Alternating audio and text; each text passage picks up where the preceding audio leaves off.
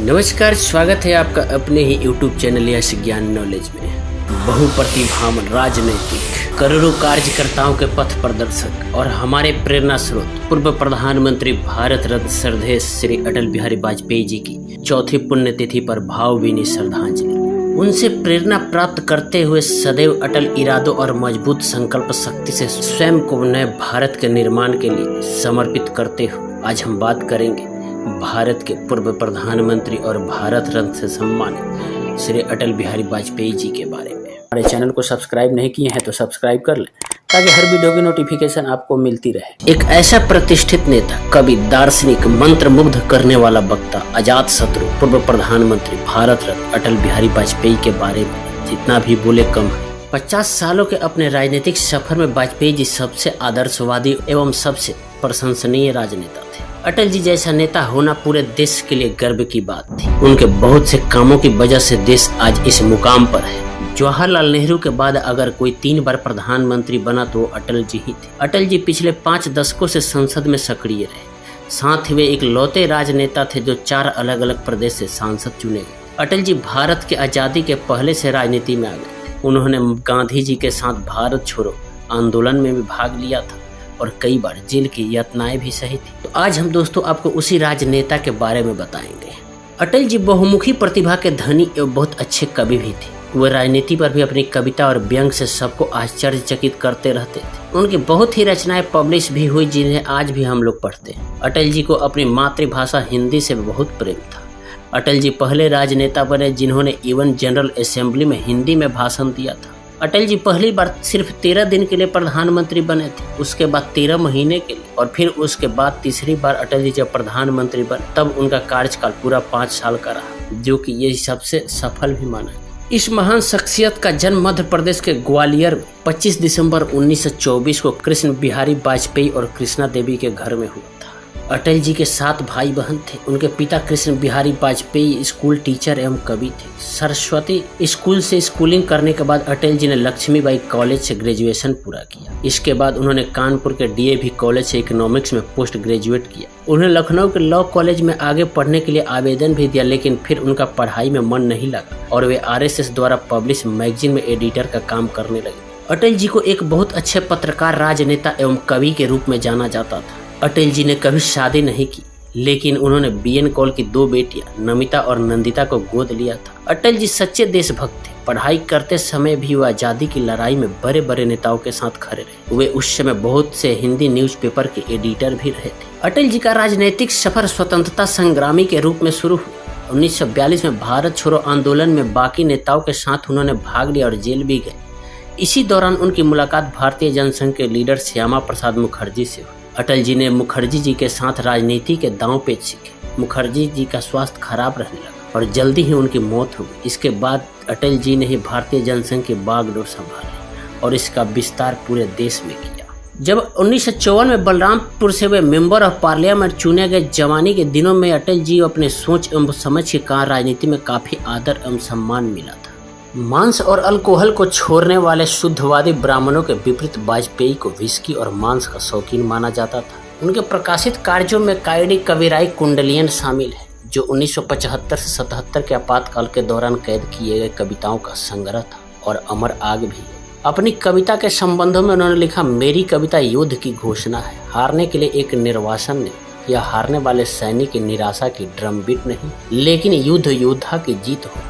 यह निराशा की इच्छा नहीं, लेकिन जीत का हलचल चिल्लाओ। अटल बिहारी वाजपेयी की प्रारंभिक शिक्षा वरनगर के गोरखी विद्यालय से पूरी हुई। इस विद्यालय में अटल जी ने 8वीं तक की शिक्षा प्राप्त की थी। उन्हें एक अच्छे वक्ता के रूप में इसी स्कूल से पहचान मिली जब वे कक्षा 5 में पढ़ते थे। पाठ्यक्रम गतिविधियों के चलते उन्होंने पहली बार भाषण दिया था, लेकिन वरनगर में उच्च शिक्षा व्यवस्था न होने के कारण ग्वालियर जाना पड़ा। उनका नामांकन विक्टोरिया कॉलेज स्कूल में हुआ, जो अब लक्ष्मीबाई, और 9वीं कक्षा से इंटरमीडिएट तक की पढ़ाई इसी स्कूल में की। इंटरमीडिएट करने के बाद अटल जी ने विक्टोरिया कॉलेज में स्नातक स्तर की शिक्षा ग्रहण करने के लिए प्रवेश किया। स्नातक स्तर की शिक्षा के लिए उन्होंने तीनों विषय भाषा पर आधारित, जो लिए संस्कृत, हिंदी और अंग्रेजी थे। अटल जी की साहित्यिक प्रकृति थी, जिससे वह तीनों भाषाओं के प्रति आकृष्ट हुए। कॉलेज जीवन में उन्होंने राजनीतिक गतिविधियों में हिस्सा लेना शुरू कर दिया था। शुरुआत में वे छात्र संगठन से नारायण राव ने इन्हें काफी प्रभावित किया, जो राष्ट्रीय स्वयंसेवक संघ के प्रमुख कार्यकर्ता थे। ग्वालियर में रहते हुए अटल बिहारी वाजपेयी ने राष्ट्रीय स्वयंसेवक संघ की शाखा प्रभारी के रूप में अपने दायित्वों की पूर्ति। कॉलेज जीवन में उन्होंने कविताओं की रचना करना शुरू कर दिया था।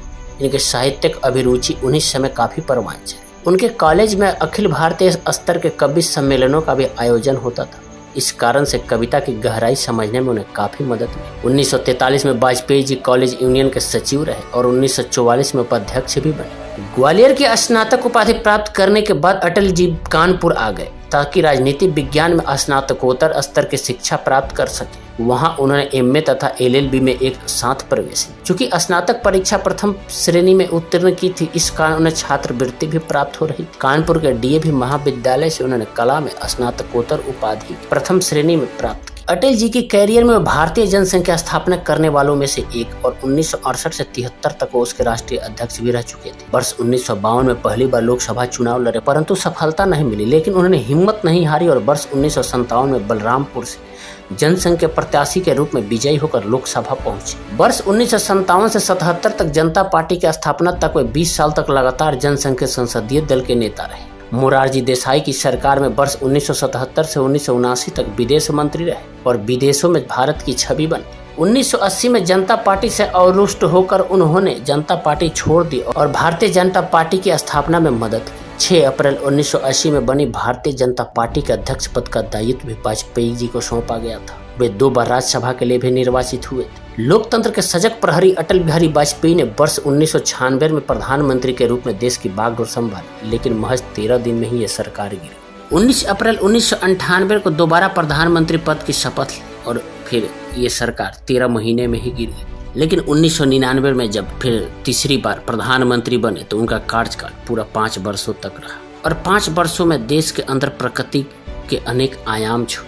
वर्ष 2004 में कार्यकाल पूरा होने से पहले भयंकर गर्मी में संपन्न कराए गए लोकसभा चुनाव में भाजपा के नेतृत्व वाले राष्ट्रीय जनतांत्रिक गठबंधन ने वाजपेयी के नेतृत्व में चुनाव लड़ा और उदय भारत शाइनिंग इंडिया का नारा दिया।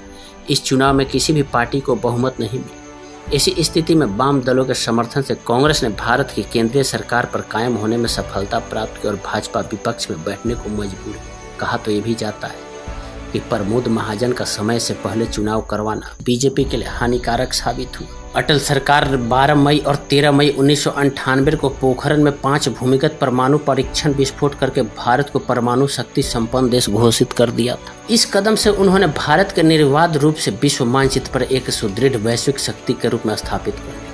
यह सब इनकी इतनी गोपनीयता से किया गया कि अति विकसित जासूसी उपग्रह एवं तकनीक से संपन्न पश्चिमी देशों को इसकी भनक तक नहीं लगी। यही नहीं, इसके बाद पश्चिमी देशों द्वारा भारत पर अनेक प्रतिबंध लगाए, लेकिन वाजपेयी सरकार ने सबका दृढ़तापूर्वक सामना करते हुए आर्थिक विकास की ऊंचाइयों को छुआ। 19 फरवरी 1999 को सदाए सरहद नाम से दिल्ली से लाहौर तक बस सेवा शुरू की गई। इस सेवा का उद्घाटन करते हुए प्रथम यात्री के रूप में वाजपेयी जी ने पाकिस्तान की यात्रा करके नवाज शरीफ से मुलाकात की और आपसी संबंधों में एक नई शुरुआत की थी। लेकिन पाकिस्तान अपनी आदतों से बाज कहाँ आता है। फिर से पाकिस्तान ने भारत के पीठ में खंजर घोंपने का काम किया और कारगिल युद्ध हो गया। इसके कुछ ही समय बाद पाकिस्तान के तत्कालीन सेना प्रमुख परवेज मुशर्रफ की शह पर पाकिस्तानी सेना एवं उग्रवादियों ने कारगिल क्षेत्र में घुसपैठ करके कई पहाड़ी चोटियों पर कब्जा कर लिया। अटल सरकार ने पाकिस्तान के सीमा का उल्लंघन न करने की अंतर्राष्ट्रीय सलाह का सम्मान करते हुए धैर्यपूर्वक किंतु ठोस कार्यवाही करके भारतीय क्षेत्र को मुक्त कराया। इस युद्ध में प्रतिकूल परिस्थितियों के कारण भारतीय सेना को जान माल का काफी नुकसान हुआ और पाकिस्तान के साथ शुरू किए गए संबंध सुधार एक बार फिर शून्य हो गए। भारत भर में चारों कोनों को सड़क मार्ग से जोड़ने के लिए स्वर्णिम चतुर्भुज परियोजना की शुरुआत की गई। इसके अंतर्गत दिल्ली, कलकत्ता, चेन्नई एवं मुंबई को राजमार्गों से जोड़ा गया। ऐसा माना जाता है कि अटल जी के शासनकाल में भारत में जितनी सड़कों का निर्माण हुआ इतना केवल शेरशाह सूरी के समय में ही हुआ था। 1999 से 2004 के बीच प्रधानमंत्री रहते हुए अटल बिहारी वाजपेयी ने अनेकों कार्य किए। आवश्यक उपभोक्ता सामग्रियों की कीमत नियंत्रित करने के लिए मुख्यमंत्रियों का सम्मेलन बुलाया। उड़ीसा के सर्वाधिक गरीब क्षेत्र के लिए 7 सूत्रीय गरीबी उन्मूलन कार्यक्रम शुरू किया। आवास निर्माण को प्रोत्साहन देने के लिए अर्बन सीलिंग एक्ट समाप्त किया। ग्रामीण रोजगार सृजन एवं विदेशों में बसे भारतीय मूल के लोगों के लिए बीमा योजना शुरू की। सरकारी खर्चे पर रोजा इफ्तार शुरू किया। अटल बिहारी वाजपेयी राजनीतिक होने के साथ साथ एक कवि भी थे। मेरी 51 कविताएं अटल जी का प्रसिद्ध काव्य संग्रह थे। वाजपेयी जी को काव्य रचनाशीलता एवं रसास्वाद के गुण विरासत में मिले थे। उनके पिता कृष्ण बिहारी वाजपेयी ग्वालियर रियासत में अपने समय के जाने माने कवि थे। वे ब्रज भाषा और खड़ी बोली में काव्य रचना करते थे। पारिवारिक वातावरण साहित्यिक एवं काव्यमय होने के कारण उनकी रगों में काव्य रक्त रस अनवरत घूमता रहा है। उनकी सर्वप्रथम कविता ताजमहल थी। इसमें श्रृंगार रस के प्रेम प्रसून न चढ़ाकर एक शहंशाह ने बनवा के हंसी ताजमहल, हम गरीबों की मोहब्बत का उड़ाया है मजा की तरह उनका भी ध्यान ताजमहल के कारीगरों के शोषण पर ही गया। वास्तव में कोई भी कवि हृदय कवि कविता से वंचित नहीं रह सकता। अटल जी ने किशोर वय में एक अद्भुत कविता लिखी थी जिसका नाम था हिंदू तन मन हिंदू जीवन रग रग हिंदू मेरा परिचय, जिसे यह पता चलता था कि बचपन से उनका रुझान देश के हित की तरफ था। अटल जी की कुछ प्रमुख रचनाएं आपको बता देते हैं। रग रग हिंदू मेरा परिचय, मृत्यु या हत्या अमर बलिदान, लोकसभा में अटल जी के वक्तव्यों का संग्रह है। कैदी कबीराय की कुंडलिया, संसद में 3 दशक, अमर आग है, कुछ लेख कुछ भाषण, सेकुलरवाद, राजनीति की रपटीली राहें, बिंदु बिंदु विचार इत्यादि मेरी 51 कविताएं ऐसी रचनाएं थी जिसको सुनने के बाद कोई भी आदमी बिना शाबाशी दिए नहीं रह सकता था। राष्ट्रपति प्रणब मुखर्जी ने 27 मार्च 2015 को पूर्व प्रधानमंत्री अटल बिहारी वाजपेयी को उनके घर जाकर भारत रत्न से सम्मानित किया था। वाजपेयी जी के स्वास्थ्य को देखते हुए राष्ट्रपति ने उनके घर जाकर देश का सर्वोच्च नागरिक सम्मान प्रदान किया था। इस अवसर पर प्रधानमंत्री नरेंद्र मोदी, स्वर्गीय अरुण जेटली, नितिन गडकरी और राजनाथ सिंह भी वाजपेयी के घर मौजूद थे। प्रधानमंत्री के पद पर रहे हो या नेता प्रतिपक्ष, बेशक देश की बात हो या क्रांतिकारियों की या फिर उनकी अपनी ही कविताओं की, अटल बिहारी वाजपेयी की बराबरी कोई नहीं कर सकता। भारत रत्न से उन्हें सम्मानित किए जाने की घोषणा भारत सरकार ने दिसंबर 2014 में ही कर दी थी। वाजपेयी भारत रत्न से ग्रहण करने वाले देश के 7वें प्रधानमंत्री बने। अटल जी की अस्थियों को देश के सभी प्रमुख नदियों में विसर्जित किया गया था। तो दोस्तों, कैसी लगी अटल जी की जीवनी आप हमें कमेंट करके जरूर बताइए।